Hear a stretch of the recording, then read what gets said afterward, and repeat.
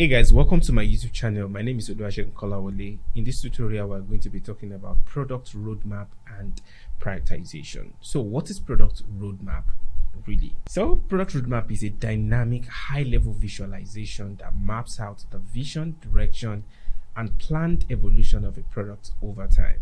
It could be 6 months, it could be 3 months. This is showing us the path to which we want to take. It's a communication tool that gets everybody on the same page about the product's goal and strategy. It gets us on our toe, it gets us on the same page. Take for instance, you want to move from Lagos to London. Lagos to London takes an average of maybe 6 hours by flight. But then, what's the major thing we're trying to point out here? If you want to travel, you need to trust the pilot. The pilot is also trusting something else, which is also the GPS system. Okay, let's look at you moving from one street to another street. You do not know the route that you're supposed to take from street A to street B. And what do? You consult Google Map. It shows you this is where you're going, but this is how to get there. This is exactly what roadmap actually does as well. It shows you the map. It shows you the way you want to go for month 1 or week 1, week 2, week 3, week 4. It could be a weekly based roadmap or even the month separated roadmap. If it is month separated roadmap and you have 3 months or 6 months, you are able to know what exactly are we doing in January, February, March, April, and May, then June. So you know what to look at, you know when you're on track and when you are behind schedule. So what are the core functions of a product roadmap? What are the things that roadmap actually does for you? Number one thing is it communicates the product vision and strategy. What is product vision? What is strategy? You are able to know what the product aims to achieve in the next 1 year, in the next 2 years, or even the 5 years goal. You are supposed to put it in there that, okay, this is what we are working towards, but for the sake of the next 3 months, this is what we are going to be doing. Let me see what I have here. Let's clearly articulate the product's long-term goals and the strategic initiative planned to achieve them. Product roadmap is a very, very good tool for knowing what you're doing, and when you're not on track or when you're missing the points, when you're out of scope, you're able to know you are already doing the wrong thing. It helps you to prioritize features and the initiative. So what is features? What is initiative? What are these things really all about? Now you might want to build a product, and in building the product, you know you have features that are coming into the product. But you should be able to ask, why are we adding this feature? That is what initiatives are really meant for. Why are we adding this feature? What is this feature supposed to be doing in here? Take for instance, people have been trying to pay online and they've had difficulties over time. In your roadmap, you eventually added a feature that allows people to pay in by bank transfer. When you include this feature into your application, what do you think will be the initiative behind this? What you're trying to do is, it is not a new product offering that you are adding. Of course, what is a product offering? To enable people to pay from the platform. That is the essential product offering. But now that you want to add another payment, what is the initiative behind it? Why are we putting it? It helps us understand why that feature is very important. And that is what your roadmap actually shows. It shows the initiative behind it. So what is the possible initiative around adding a bank transfer into your product roadmap or into your product really?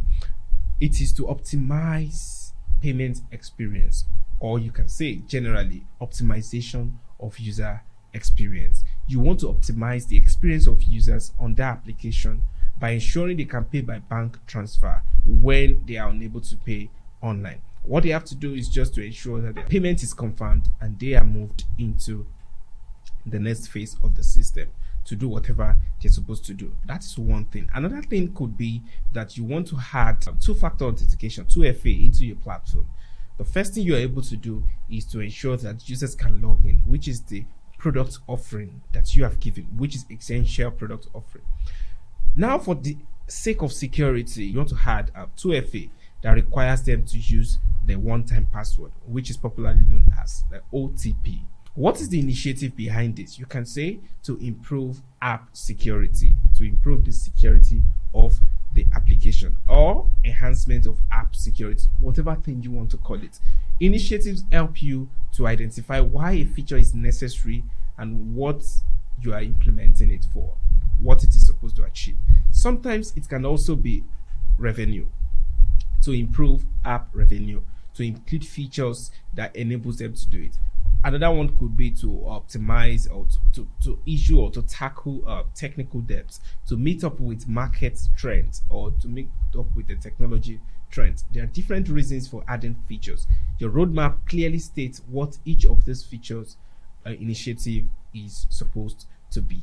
Now let's talk about the third one, to guide development efforts. To be honest, your roadmap also provides a source of truth.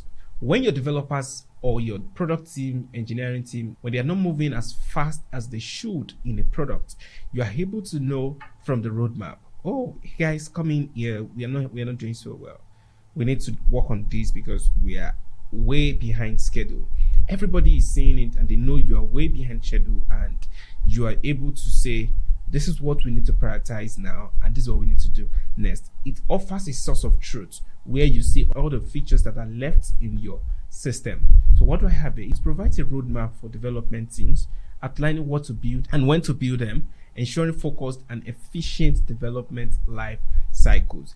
The team is in sync and everybody is saying what they're supposed to do. No one is just on the team not understanding what we are to build per time. Now let's talk about the components of a roadmap. The roadmap comprises of different things that you might want to think about. Number one is the product vision. What is the product vision? It's a concise statement describing the product's ultimate goal, the purpose, and the desired impact.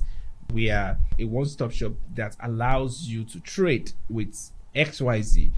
A clear product vision, what you hope to become the leading logistic company in Africa, to become this and that. These are visions that you have to become the one-stop shop for purchasing electronic components. It depends on whatever you want to do to become the one-stop shop for arts and collectibles. Whatever you are building, whatever vision you have should be communicated on the product roadmap.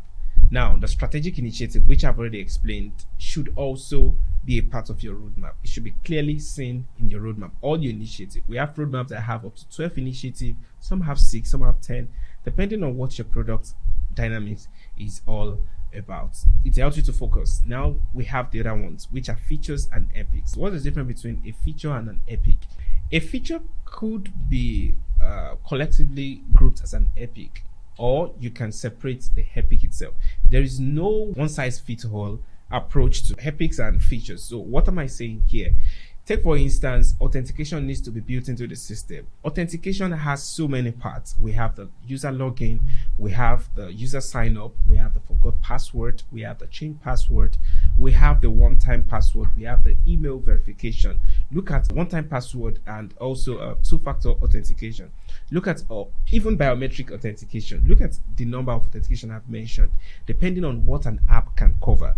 Authentication could be called an epic. It encapsulates so many features together. What are the features under it? Each of the things I've mentioned: login, log out, sign up, sign in. You can have all of these features grouped inside one epic. In your roadmap, if you have epics and you have feature, you can group them into it. It is not every time that you have to input them as epic. You can leave them, but for the sake of organization and anybody coming in to understand whatever you have put in your roadmap, it's good to separate these things into features and epics where necessary. All right, let's talk about timelines and milestones. You should be able to tell us what the timelines are. This is what we're going to be building for January, for February, and this. And when there is a milestone that you're supposed to meet, okay, by the 3rd week of January, we are supposed to have launched the first release. By 6th week, we're supposed to launch the 2nd release. So these are milestones. These are things that we have set, like, okay, for the 1st week, for the 5th week, for the 7th week, these are the things that we should have launched. It helps you to set the timeline and also the milestone. What's the difference between timeline and milestone? Timeline is June, we're implementing this feature. April, we are implementing this feature. But milestone is talking about the things that ought to be out, the major achievements on the team. Oh, version 1.3 should come out. version 2.0 should come out by June, by April. So these are things that you can categorize as milestone. Now, prioritization and metrics. There is something about prioritization where you can show to the stakeholders or members of the team about what to pick first and what not to pick first. We have different prioritization techniques. Of course, there is a popular one that we call MOSCO, which cuts across the must have, the features that must be in your product, and some features that should be in your product.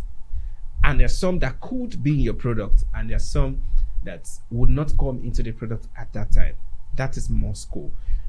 In subsequent tutorials, we're going to be talking about MOSCO, and I'll make sure to add this into the description of this video once it comes out.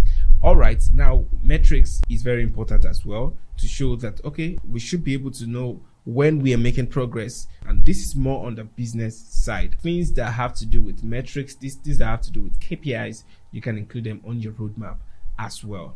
Measurable indicators to track progress and evaluate the impact of features on achieving product goal. Also to enable the team to know what to put first based on their potential impact. We have 3 types of product roadmap that you might think about. Number 1 is the team roadmap. It's focused on high-level teams and initiative useful for long-term product strategy. It could be, when are we launching our first version of the application? When are we launching the second version, the third version? When are we doing this? These are high-level teams. It just cuts across certain milestone that you need to have crossed. It's not as complex as the feature roadmap. The feature roadmap is what we have exactly talked about earlier, where you have all of the components that has been mentioned. For team roadmap, it's just a high-level thing. Close this number of partnership in this year, register 10,000 users for this month. The high-level things that you need to cater for on your roadmap. The third one is a release roadmap. You're probably saying, okay, for the first week, since you have grouped everything you're doing, maybe past sprints, you want to release new versions, or you want to push increments. Version 1.1, 1.2, 1.3, 1.4, 1.5, 1.6, 1.7, 1.8, 1.9, then 2.0. You're able to manage release and let us know what you're going to be releasing during the first quarter, the second quarter, or even during the first week of the first quarter, third week of the first quarter, and how you intend to do most of these things. These are the things you put on your release roadmap. All right, and I hope our roadmap is clearly explained. If you had any doubts, I hope this video has cleared those doubts.